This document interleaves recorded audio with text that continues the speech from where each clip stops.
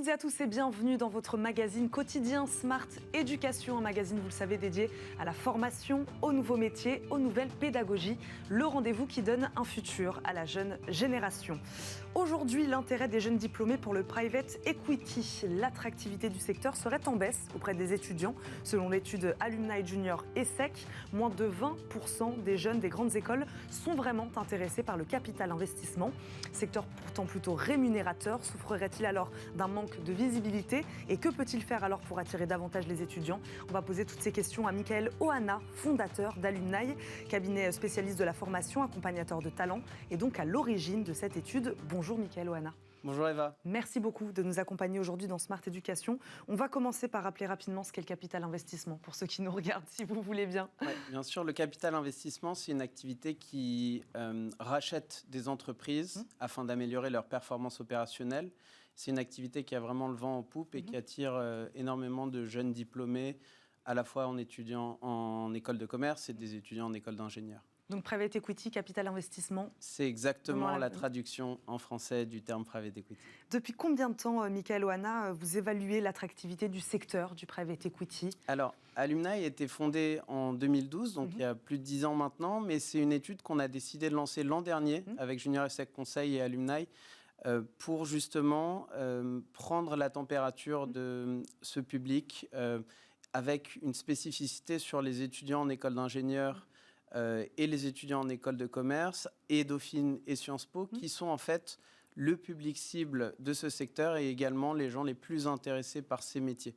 C'est un baromètre qu'on a mis en place. La première édition en 2021 avait des résultats hyper intéressants, mais ce qui est intéressant aujourd'hui en 2022, c'est qu'on commence à mesurer l'évolution de ces différents paramètres. On va rentrer dans le détail évidemment de cette étude, de ce qui en est ressorti.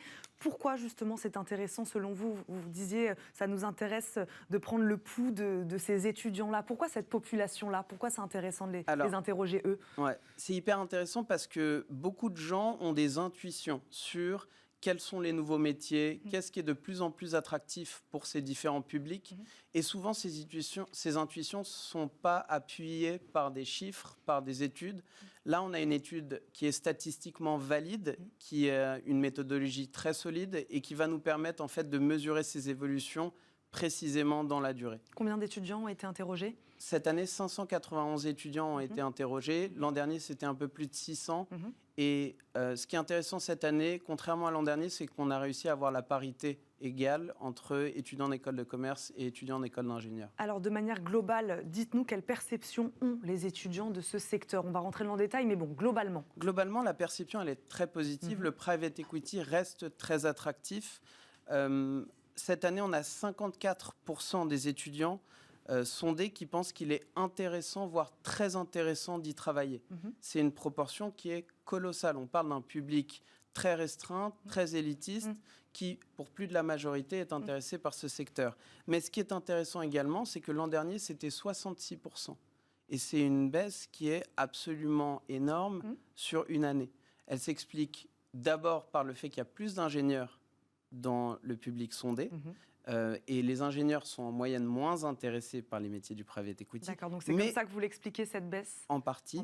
Mais on note aussi sur les étudiants en école de commerce et sur les étudiants en école d'ingé, puisque notre étude fait le split entre les deux populations, une baisse très nette sur les deux populations. Donc en fait, c'est malgré tout un trend actuel.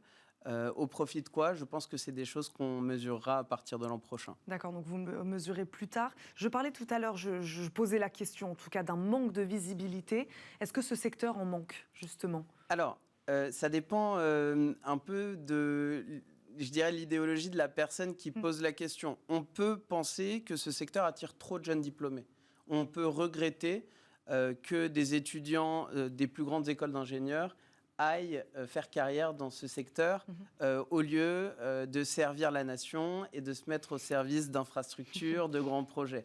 Donc vraiment, ça dépend de qui pose la question. En termes d'intérêt du métier, c'est des métiers qui sont absolument passionnants puisqu'ils allient une expertise financière, juridique, de la négociation, un vrai challenge intellectuel puisqu'on découvre de nombreux secteurs. Ça touche à beaucoup de choses. À ce titre, je pense que s'il s'agit de vos enfants, de vos amis, c'est des métiers qui sont hyper enrichissants. Donc je pense que est-ce qu'ils souffrent de visibilité, d'un manque de visibilité? Je dirais que non, c'est des métiers qui sont très attractifs, et notamment avec un trend actuel qui est que de plus en plus, ces structures, les fonds de private equity recrutent des analystes, donc des gens dès la sortie d'école, ce qui était quelque chose qu'on ne voyait pas du tout il y a 5 ans.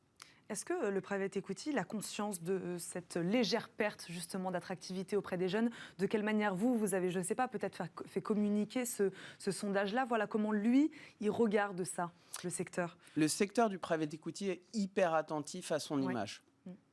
Et pour 2 raisons principales. D'abord, c'est un secteur qui, dans le passé, lors de grandes crises, a souffert d'un déficit d'image. Et c'est quelque chose dont ces grandes structures, auxquelles elles font très très attention aujourd'hui.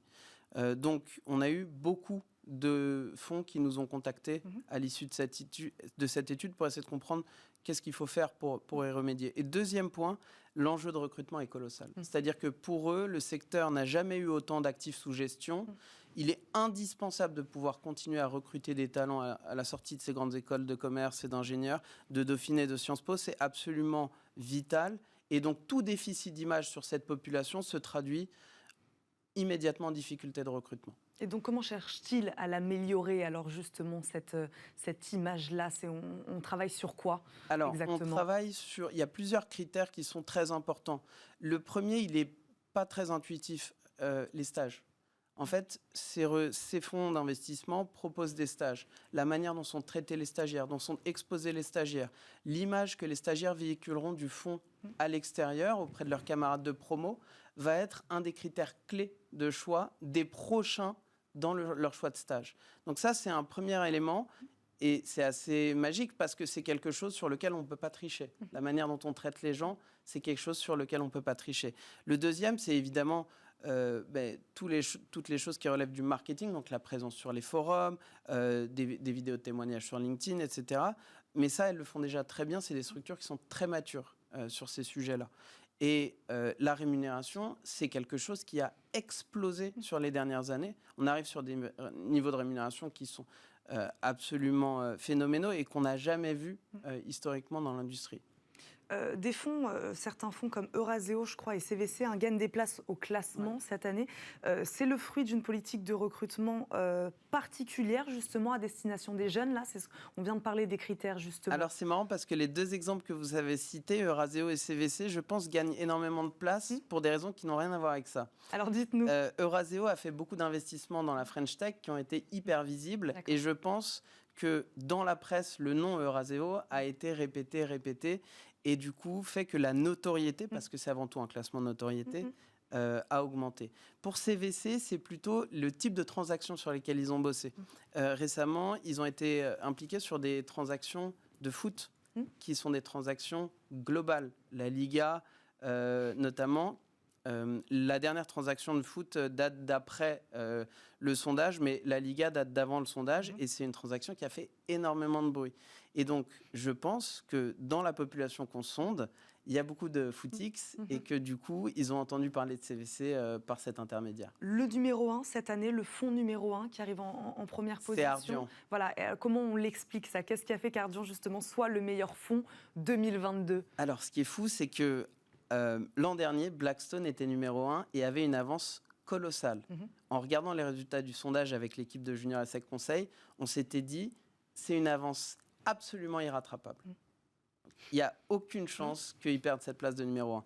Et ce qui est dingue, c'est que sur la notoriété, cette année, Ardian a repris la main. Ardian, c'est un fonds qui prend énormément de stagiaires, qui prend soin de ses équipes, qui est un fonds absolument dominant à l'échelle européenne, qui est un fonds français, puisqu'on se souvient que c'était un spin-off d'AXA Private Equity. Tout à fait, on va peut-être en reparler justement du fait que ce soit un fonds français. Oui, exactement. Et qui est un fonds qui a plein d'équipes différentes, plein de stratégies différentes, et qui est très, très présent sur les campus. Ça, c'est positif. Alors, je rebondis sur ce que vous disiez, fonds français. C'est positif, ça, qu'un fonds français arrive en première position auprès des jeunes? C'est positif. C'est un fonds qui est dirigé par une femme.